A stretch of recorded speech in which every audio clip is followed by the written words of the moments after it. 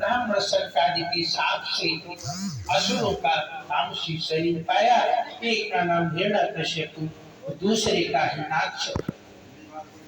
हिरणाक्ष का वध श्री भगवान ने 12 रूप से किया तथा हिरण्यकश्यप का वध नरसिंह रूप से करके अपने भक्त प्रहलाद का सुंदर यश फैलाया।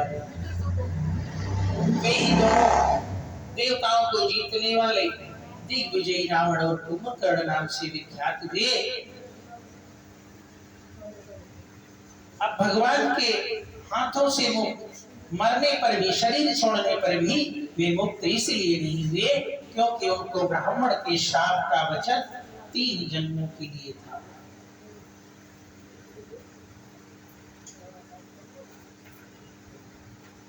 वहां कश्यप और अदिति उनके माता पिता हुए जो दशरथ और कौशल्या के नाम से प्रसिद्ध थे। एक कल्प में इस प्रकार अवतार लेकर उन्होंने संसार में पवित्र ले आई। एक कल्प में सब देवताओं को जालंधर दैत्य से युद्ध में हार जाने के कारण दुखी देव शिव जी ने बड़ा घोर युद्ध किया।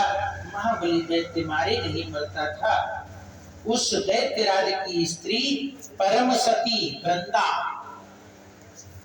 बड़ी ही पतिव्रता थी।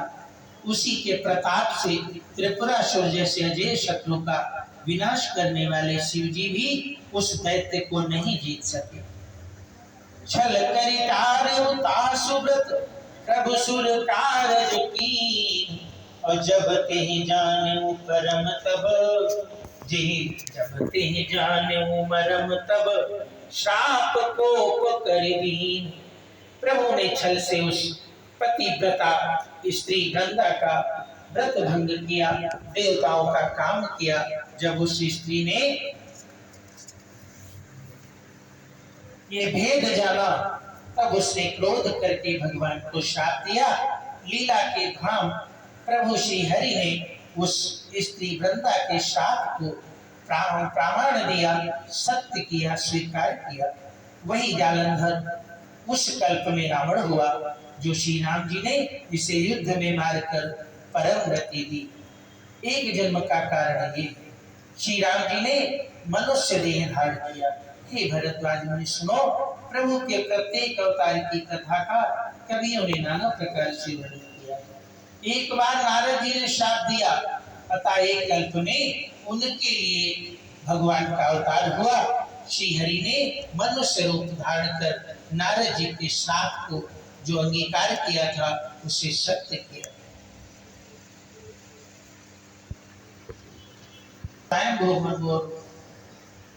शत्रुपा जिनसे मनुष्यों की सृष्टि हुई, इन तीनों पति पत्नी के धर्म आचरण बहुत अच्छे थे। राजा उत्तानपाद उनके पुत्र थे। हरिभक्त ध्रुव जी उन्हीं के पुत्र थे। छोटे लड़के का नाम प्रियव्रत था, जिनकी प्रशंसा वेद और पुराण करते हैं। उनकी एक पुत्री थी, उसका नाम देवाहुति था, जो कर्दम ऋषि की प्यारी पत्नी हुई, जिनके गर्भ से भगवान ने कपिल मुनि के रूप में अवतार लिया, जिन्होंने सांख्य शास्त्र का वर्णन किया, जिन्होंने सांख्य शास्त्र को जगत को दिया। घर में रहते बुढ़ापा आ गया, परंतु विषयों से वैराग्य नहीं होता। इस बात को सोचकर उनके मन में बड़ा दुख हुआ। श्री हरि की भक्ति बिना जन्मे यूं ही चला गया।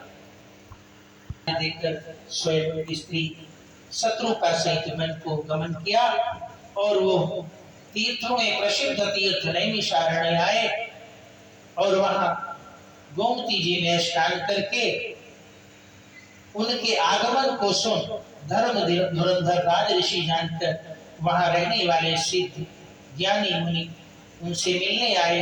उन्होंने वहां पर स्थित सभी तीर्थों के उनको दर्शन कराए। तत्पश्चात राजा रानी भगवान की तपस्या में मग्न हो गए।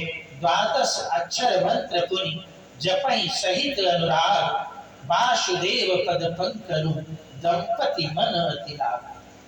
वो 12 अक्षर मंत्र ओम नमो भगवते वासुदेवाय का प्रेम सहित जप करते थे।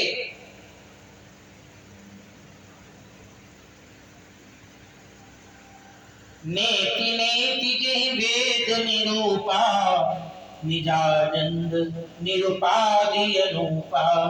जिन्हें वेद नीति नीति ये भी नहीं कहकर निरूपण करते हैं, जो आनंद स्वरूप उपाधि रहित और अनुपम है, एवं जिनके अंश से अनेकों शिव ब्रह्मा और विष्णु जी प्रकट होते हैं, इंद्र प्रकट। प्रभु भी सेवक के वश में और भक्तों के लिए दिव्य लीला विग्रह धारण करते हैं। इस प्रकार जल का आहार करते 6000 वर्ष बीत जाने पर 7000 वर्ष वे बिना वायु के आहार कर रहे हैं।